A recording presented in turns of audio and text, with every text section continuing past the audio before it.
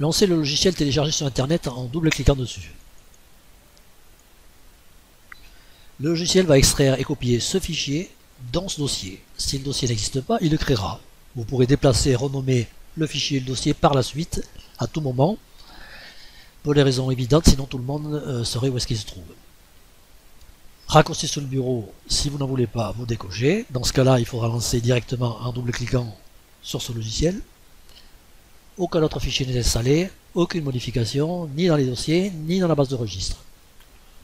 Pour désinstaller, donc pour supprimer en fait, puisqu'il ne s'agit pas d'une installation en réalité, depuis le menu, depuis le logiciel lui-même, menu programme désinstaller, ou alors en supprimant directement le dossier.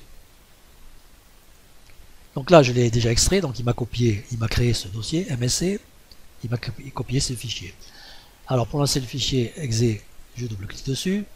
Tant que j'ai pas créé de nouveaux mots de passe, il faut les vides. Donc première chose à faire, créer un mot de passe. Comme ça, personne ne pourra accéder au logiciel pendant votre absence. Ou depuis le menu ici, ou depuis le bouton ici. Pour déplacer et renommer, c'est ici. Donc si on veut déplacer par exemple le dossier, on coche. Et on va chercher une autre destination. Et si on veut renommer le fichier, on coche. Il vous propose une liste de noms, mais vous pouvez choisir le nom que vous voulez.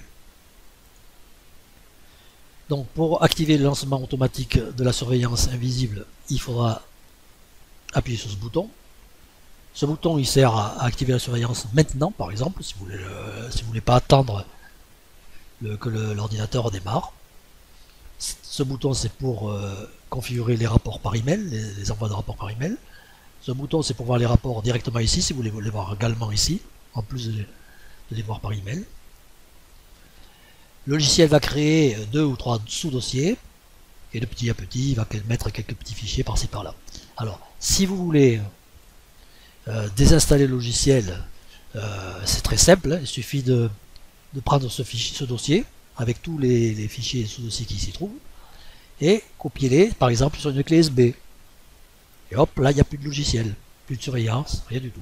Vous voulez le remettre de nouveau, reprenez-le depuis la clé USB, et recopiez-le ici. Lancez-le pour configurer de nouveau le lancement automatique